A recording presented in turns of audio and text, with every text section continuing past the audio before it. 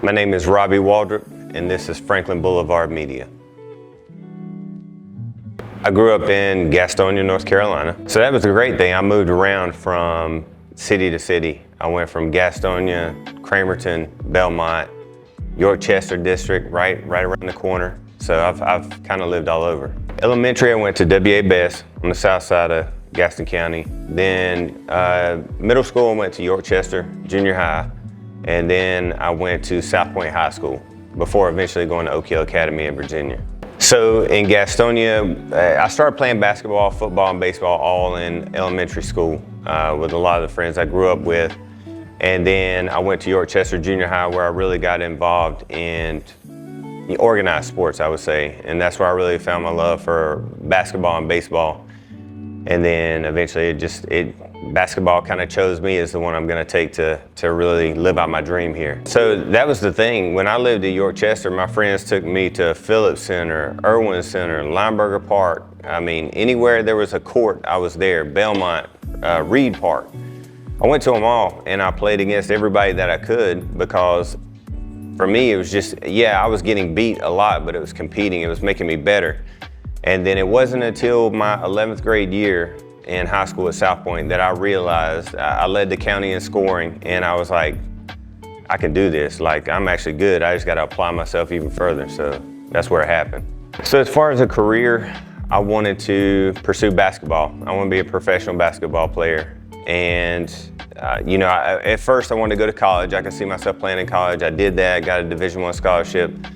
I went to college, I played well, had great statistics, and won championships, and that was the most meaningful thing at the time. And I wanted to advance that career to play professionally, and I had 2 offers, and I ended up taking actually a 3rd offer to stay here in the States and play, and before I got hurt, and I decided that I'm not gonna play in the NBA because my roommate played in the NBA in high school, and I knew what type of level athlete he was, and I was not that. Yeah, so Oak Hill before me, you're looking at Jerry Stackhouse, Ron Mercer. I mean, they just had, Jeff McGinnis. They had lots of talent.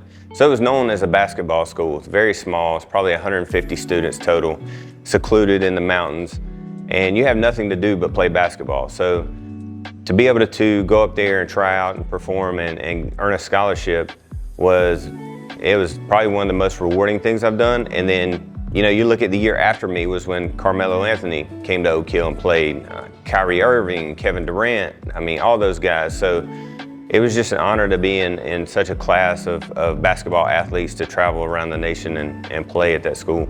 It was the summer after I finished college. I had a few tryouts overseas. I didn't like the options, so I picked a option to stay here and play for Stacey King in Sioux Falls, South Dakota. So I signed with them, and 2 weeks before reporting to camp, I got hurt at Irwin Center playing in a tournament there. So that was kind of the last deal. Definitely was not in a good place because I only had one option in life, and that was go play basketball. It was play professional basketball, or I thought about the military. I thought either one of those things. I like team-oriented stuff, so I said I'm gonna do one or the other. And I think when I came back, I tried to teach high school and coach, and I quickly realized that's not for me. I didn't have the passion, and then that's when I found law enforcement.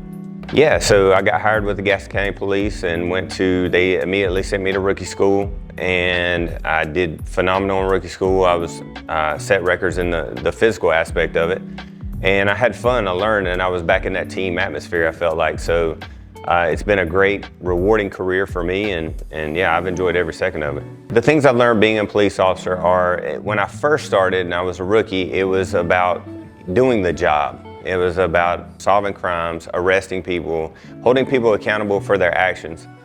And as I've gotten older in this community, I think, my mindset has kind of transitioned a little bit. I still want to, people need to be held accountable for what they do, but at the same time, I've matured in the fact that I want to help our community to develop in some way. And that's why I keep looking for different ways of engagement around Gaston County that we can do something to just make this place what it used to be.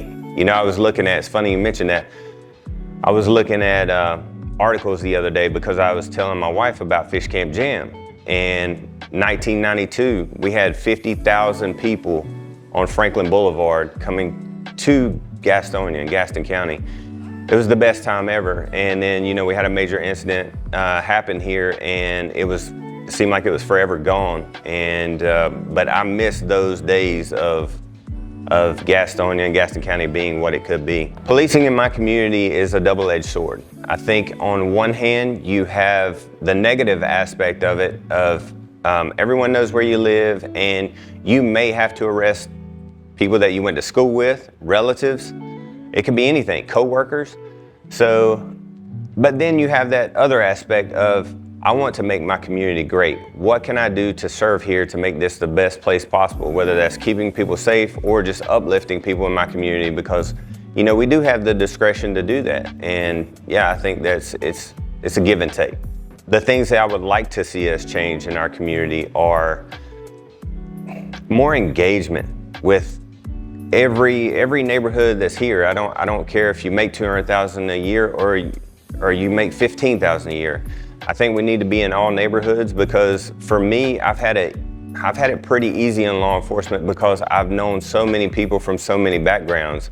So it's easy for me right now to go walk in Irwin Center and probably know 10 people there that I grew up playing ball with. It's also easy for me to probably go to the country club and meet 10 people that I've known.